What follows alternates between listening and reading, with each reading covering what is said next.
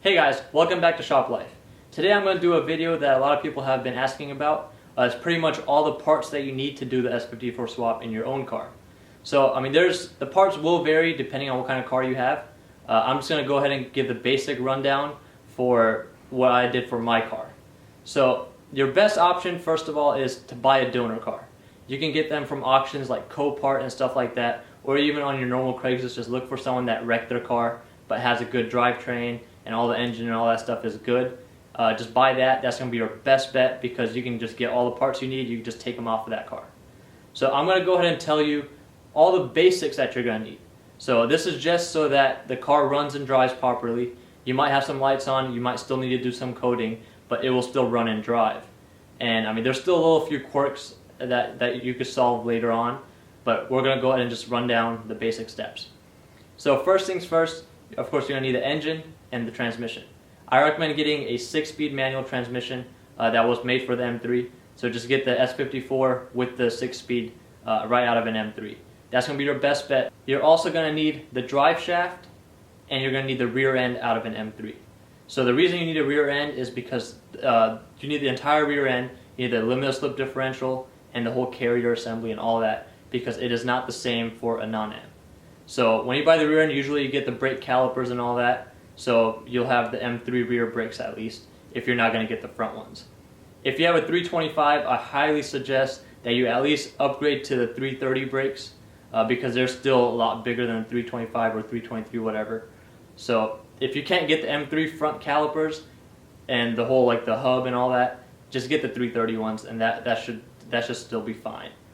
You're also going to need a matching set of the DME, the EWS, the gauge cluster, the ignition tumbler, and the ignition key.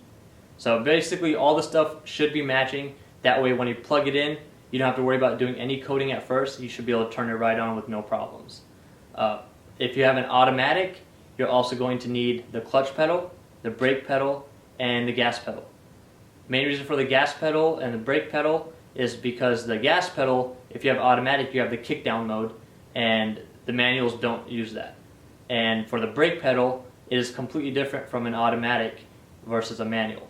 So you can just get the whole pedal assembly, the fluid lines that go to the master cylinder, and the slave cylinder. And also if you do have automatic, you're going to need a gear knob and just the foam piece that goes in there just for the support and a new boot and all that. So you're going to need that if you're going to be doing it from auto to the 6-speed manual. You can do the SMG. SMG will require a little bit more coding, but I honestly don't think it's worth it if you're going through all that trouble. Might as well put the 6-speed. The SMG has a lot of reliability problems, especially with this pump, which can get expensive really quick. So once you've actually plugged all that stuff in, did pretty much all the mechanical side of it, you should be able to turn the car on with no problem. You might have a few codes. You will still have to realign the LCM if you're not replacing that. The LCM is a light control module. You just have to get the VIN numbers to match up and the mileage and all that to match up. And that's pretty simple to do with any INPA or NCS Expert. You can do it all with that. You might also have to code your DSC. What I highly recommend is check what kind of DSC you have. If you have a non-M like 01 and above, I'm pretty sure you have an MK60, which is pretty much what most M3s had, the later ones at least. So the MK60 is probably the best way to go. For the most part, plug and play. A few other parts that I would recommend if you're going to be doing the swap: get an M3 steering wheel. The steering wheel itself makes for a much better driving experience. So get that steering wheel. There's not much else parts-wise. You could do some interior modification, like get M3 seats and stuff like that for the front at least. But all that's up to you. That's not necessary.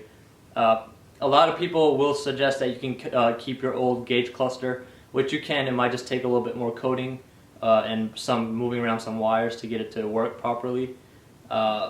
Even after you do the S54 swap, you will have to change some wires around and add a few wires for extra stuff like the sport button and stuff like that. That's an entire video on its own, so I'll try to make that soon for you guys as well. So that's pretty much the rundown for all the basic parts for the S54 swap.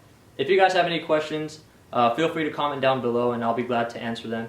And thank you guys for watching. Subscribe to my channel if you guys want to stay tuned for some more videos for the S54 swap and even some other projects that we're going to be starting up soon. Have a great day.